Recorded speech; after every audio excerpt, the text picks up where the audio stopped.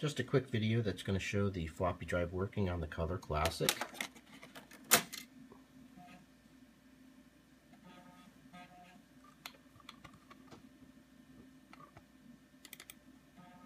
I'm just going to start this installer and then stop it. You hear the drive whirring away.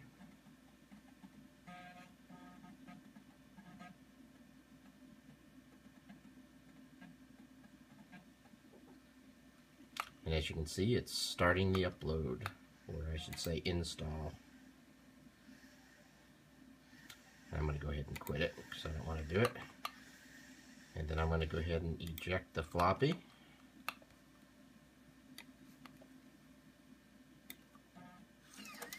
There you go.